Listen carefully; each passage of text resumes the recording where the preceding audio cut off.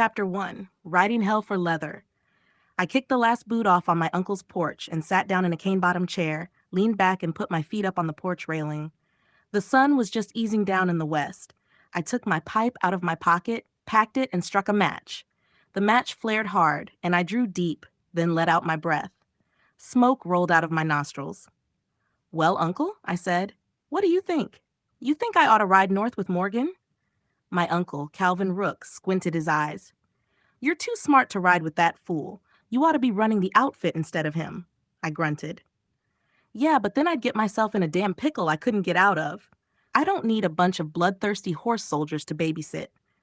This war's sliding toward hell fast, and I don't aim to get caught in the crossfire by the look of things."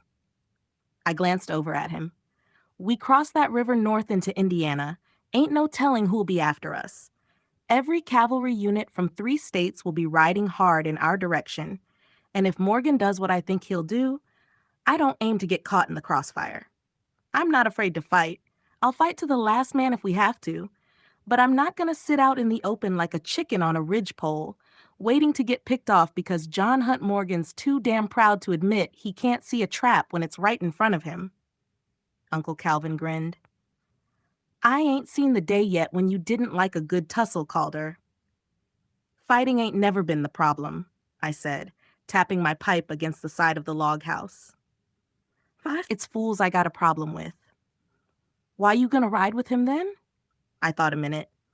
"Hell, I've been with Morgan a year now, and I don't skin out just for the hell of it. If I trusted the man, I'd stay with him down to my last breath. But I don't.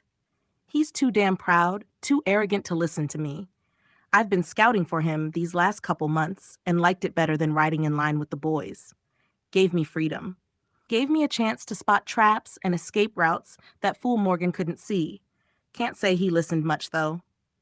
Well, Uncle, we'll cross that river north and see how it shakes out. If the old fool won't listen and gets us in a pinch, I reckon I'll point Gypsy west and head for the nation.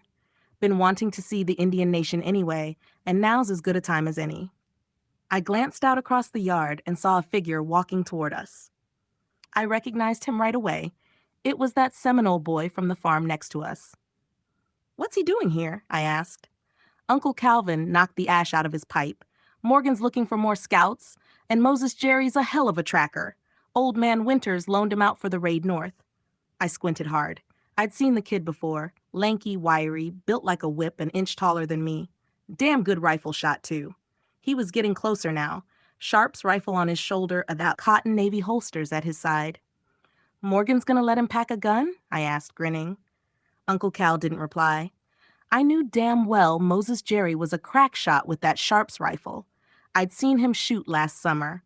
Heard he was Seminole, caught by slave traders and sold to Winters a couple years back. I hated to see that. The kid was born free and should have stayed free.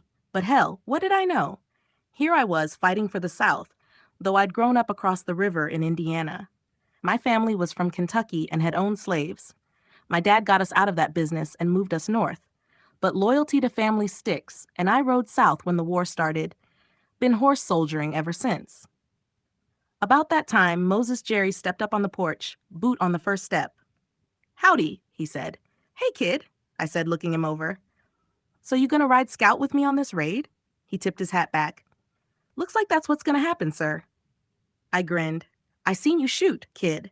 I reckon you're a man to ride the river with. Stick with me. If we get in a jam, I'll get you out." Uncle Calvin laughed. "I wouldn't bet on it, kid. Old Rook here may just ride off and leave you." I grunted. "Cal, I don't ride out on anybody whose bacon's worth saving. Unless you end up a fool like Morgan, I won't leave you behind." I knocked the ash from my pipe. "Well, kid, you got a horse?" "No, sir. Morgan said he'd bring me one." I looked at him. "Well, I got 2. I'm riding Gypsy, and I got one here at Uncle Calvin's. He's out in the back lot behind the barn. Why don't you grab him? We'll saddle him up and take him with us. If Morgan's got another, we got a spare. I wouldn't depend on him bringing anything but a crowbait or a mule." I winked. "The Rooks don't ride nags. We got the best horse flesh in the Mid-South. That gelding out back's a 5-year-old buttermilk dun. I might be partial to him, but I'd rather see you ride him than leave him for some cavalry unit to steal. And as much as I like him, Gypsy'll outrun him by 50 feet in a quarter mile. I glanced over at my mare. Gypsy was a blue quarter horse, faster than a lizard on ice.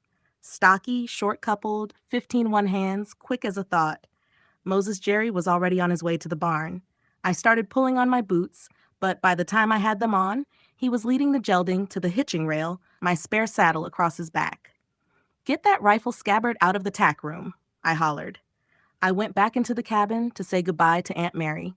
By the time I came out, Moses Jerry was mounted up and ready.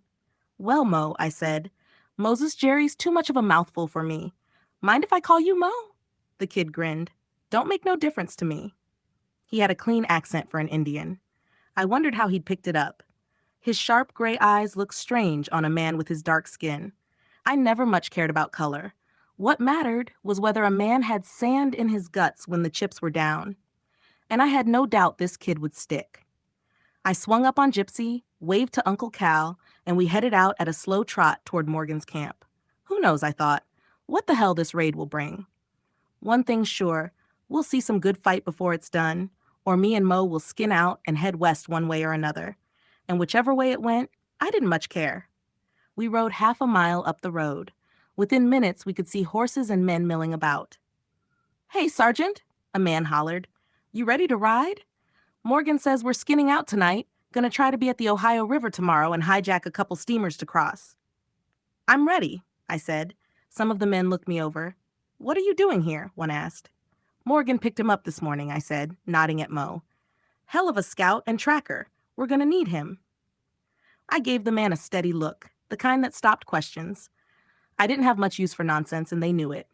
Nobody said another word. I could already hear bugles, men falling in. First Lieutenant Howard barked out, "That Indian! Ride point. Stay about a mile ahead of us and report back every hour if you can. Keep a sharp lookout. We don't want to ride into an ambush." I looked at him. "Since when have I ever led anybody into an ambush?" I said, sharper than I meant. "If any of you boys think you can spot traps better than me, why don't you ride point yourself?" The lieutenant didn't reply. I kicked Gypsy in the ribs and jumped into a lope. The kid was right behind me. We passed the column, and I motioned left-handed for Mo to break right, about 200 yards off the road. "Mo, I'll take the left side. You ride the right. Use that turkey bone whistle if you see anything suspicious at a distance. Quiet if you can. Don't give us away. If it's too close, drop back, circle to me. I'll keep sharp. Once you're clear, give me the whistle and I'll meet you." Dusk fell fast. The sun slid behind the hills, and the summer heat laid down with the breeze.